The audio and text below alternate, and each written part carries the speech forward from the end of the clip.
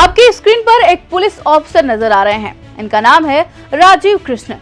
ये उत्तर प्रदेश के नए डीजीपी हैं। डीजीपी नहीं बल्कि एक्टिंग डीजीपी हैं, यानी परमानेंट डीजीपी नहीं है। पिछले कुछ सालों से यूपी पुलिस की नया कार्यवाहक डीजीपी के भरोसे ही चल रही है। यह हालत आपने पिछले दिनों कई स्टेट्स में देखा होगा। पश्चिम बंगाल हो गया, पंजाब हो गया, आंध्र प्रदेश हो गया, इन सारे जगहों पर देख सकते हैं। लेकिन जरा सोचिए, ये राज्य सरकारें परमानेंट डीजीपी क्यों नहीं अपॉइंट करती हैं? जब राज्य का एक पुलिस प्रमुख होना ही है तो कार्यवाहक क्यों होता है?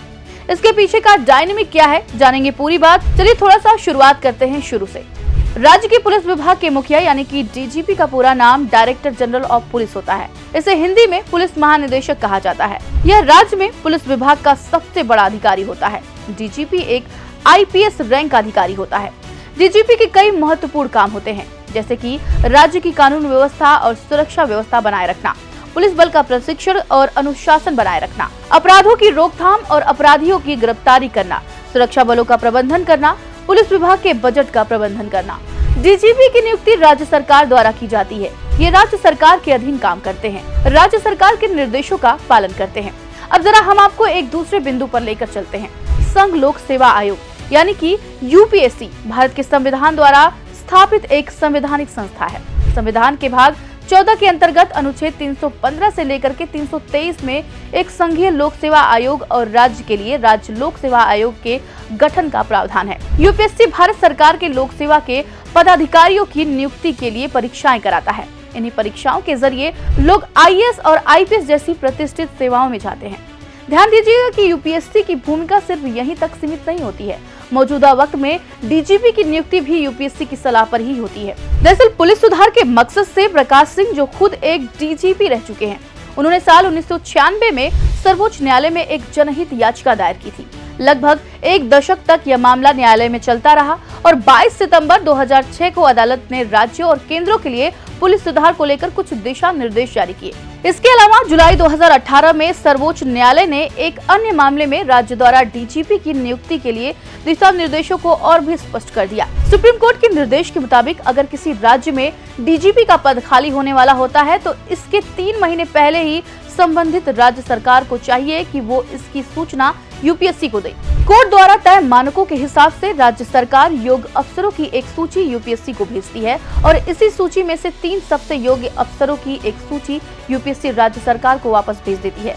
सरकार उस लिस्ट में से ही किसी एक को डीजीपी पद के लिए नियुक्त करती है। हालांकि कुछ विशेषज्ञ अहम प्रशासनिक पद पर नियुक्ति की प्रक्रिया में चुनी हुई सरकार की भूमिका कम करके यूपीएससी जैसी एक गैर निर्वाचित निकाय की भूमिका बढ़ाने को कुछ लोग बहुत अच्छा नहीं मानते हैं। लेकिन संतुष्टि इस बात की है कि अप्रत्यक्ष तौर पर फैसले का अधिकार अंतिम रूप से राज्य सरकार के ही पास है। यूपीएससी की भूमिका यहाँ सहयोगात्मक रखी गई है। इस पूरी उठापटक से उम्मीद यही थी कि इन उपायों से राज्य सरकार को सर्वश्रेष्ठ पुलिस प्रशासक मिलेंगे, जिनके सामने राजनीतिक स्वार्थों के दबाव में चलने की मजबूरी नहीं होगी। अब एक सामान्य फितरत तो आप भी जानते हैं कि कोई भी अपने फैसले लेने की आजादी में किसी भी तरह की दखल अंदाजी पसंद नहीं करता।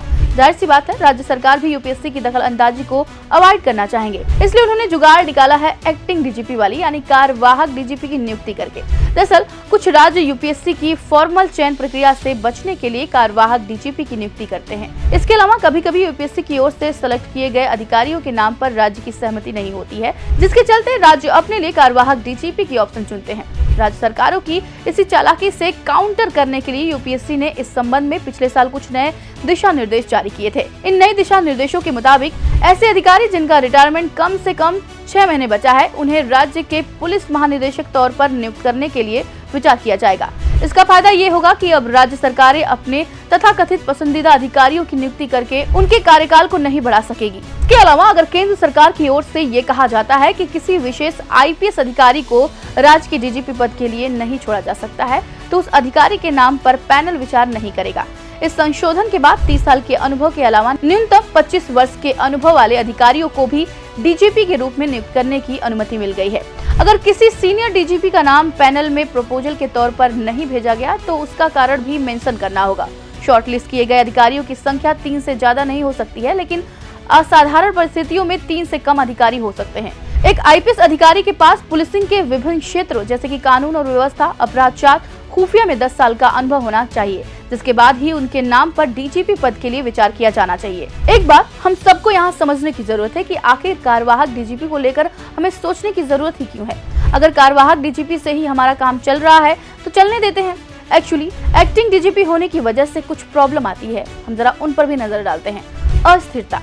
कार्यवाहक डीजीपी का कार्यकाल अनिश्चित होता है, वे किसी भी समय हटा दिए जा सकते हैं। इससे पुलिस बल में अस्थिरता पैदा होती है। अनिश्चितता।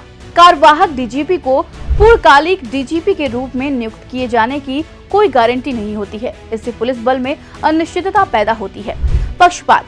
कार्यवाहक डीजीपी की नियुक्ति अक्सर राजनीतिक दबाव में होती है। इससे पुलिस बल में पक्षपात की संभावना बढ़ जाती है। प्रशासनिक बाधाएं। कार्यवाहक डीजीपी को पूर्णकालिक डीजीपी के रूप में मिलने वाले अधिकार और जिम्मेदारियां नहीं मिलती हैं। इससे उन्हें प्रशासनिक बाधाओं का सामना करना पड़ सकता है। यह तो हुई प्रॉब्लम की बात। तो सवाल उठता है कि इसका सॉल्यूशन क्या है। सबसे पहले सॉल्यूशन तो यही है कि कायदे से जो भी सुप्रीम कोर्ट ने डायरेक्टिव जारी की है उसके मुताबिक परमानेंट डीजीपी की नियुक्ति की जानी चाहिए। अगर मान लीजिए कोई दिक्कत आती है तो छोटे छोटे सॉल्यूशन कुछ ऐसे हो सकते हैं, जैसे कि कार्यवाहक डीजीपी को पूर्णकालिक डीजीपी के रूप में नियुक्त किए जाने की गारंटी दी जानी चाहिए। इससे पुलिस बल में अनसर्टेनिटी कम होगी। कार्यवाहक डीजीपी की नियुक्ति में राजनीतिक दबाव के प्रभाव को कम करने के लिए एक निष्पक्ष समिति का गठन किया जाना चाहिए। इस समिति में अनुभवी पुलिस अधिकारियों और वरिष्ठ नागरिकों को शामिल किया जाना चाहिए। कार्यवाहक डीजीपी को पूर्णकालिक डीजीपी के रूप में मिलने वाले अधिकार और जिम्मेदारियां दी जानी चाहिए। इससे उन्हें प्रशासनिक बाधाओं का सामना नहीं करना पड़ेगा। खैर, इतना तो हम सभी जानते हैं कि किसी भी समाज की सुरक्षा और लोक कल्याण इस बात पर निर्भर करती है कि वहाँ की कानून व्यवस्था कैसी है। चूँकि वर्तमान में पुलिस अपराधीकरण का शिकार होने के साथ साथ राजनीतिकरण का भी शिकार है। ऐसे में अनावश्यक राजनीतिक हस्तक्षेप को खत्म करने के लिए भी पुलिस सुधार किया जाना जरूरी है। अब आप इस पूरे मामले पर क्या राय रखेंगे, कमेंट बॉक्स में हमें जरूर बताइएगा। इस एपिसोड में इतना ही। हम फिर मिलेंगे कुछ नई इन्फॉर्मेशन के साथ। इजाजत दीजिए, नमस्कार।